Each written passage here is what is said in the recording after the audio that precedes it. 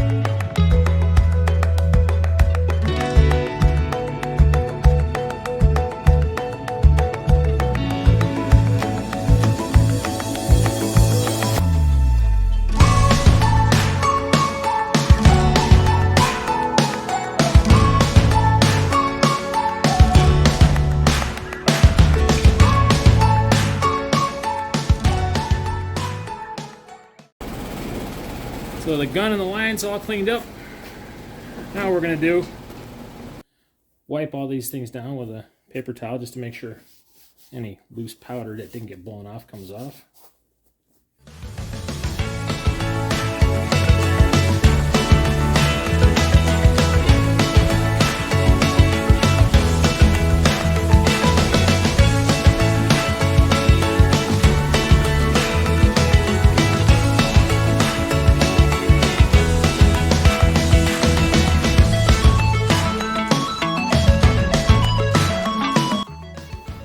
It does stain on the inside. There's not much you can do about the stain.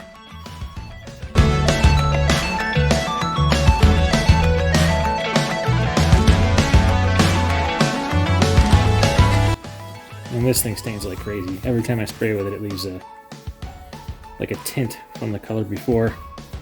It's PVC. It's kind of surprising that it holds color like that, but yeah, it's difficult to get clean. You can even see some red left from two changes ago. It's not like a clump that you have to worry about going through your system, but it's always unnerving to see a color you're not trying to spray on your nozzle.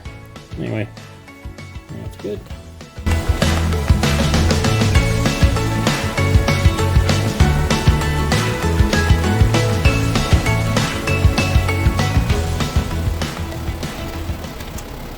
You can see that dust when it comes out just goes right into the old air filter.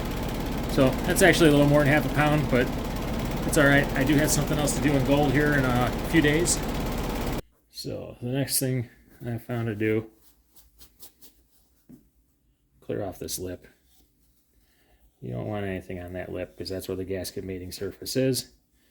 So we're gonna clear around the threads, clear around the lip, and just a little bit inside the lip. There we go. Should be good. Nice and pretty. Now we're going to take our gasket. Make sure it's seated in here. There's almost nothing holding it, so you have to be careful. This one's holding pretty good though, so good for us. You want to make sure your threads are lined up before you let the thing go down, because you touch it off kilter, it could screw up that gasket in there. Okay, we're seated. Now I like to squeeze it from different sides. You know, these plastic bottles, when you squeeze them, they have a tendency to get a touch oblong.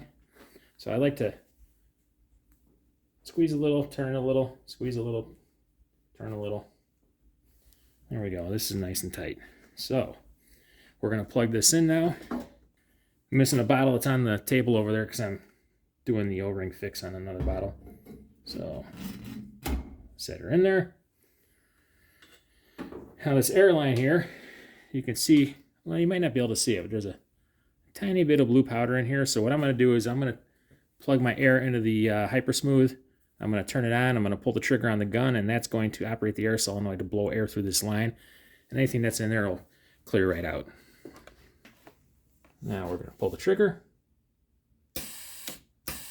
All right, pretty clean. Most of the blue I was seeing on here was on the outside of the hose. So this airline here plugs into the bottom of your hopper. You see it jostled it and a little gold paint came out the bottom. That's what happens with the one-way check valve when there isn't air pressure. So you have to be careful not to knock it around too much when there's no air pressure. We're going to try and get this on. These latex hoses are kind of a bear to work with because they're thick, but they're also very flimsy. There we go. And unlike the barbs on the hoppers, the gun line is actually pretty easy to get on. One thing I have noticed is the barb on the gun. I have no idea what that's about.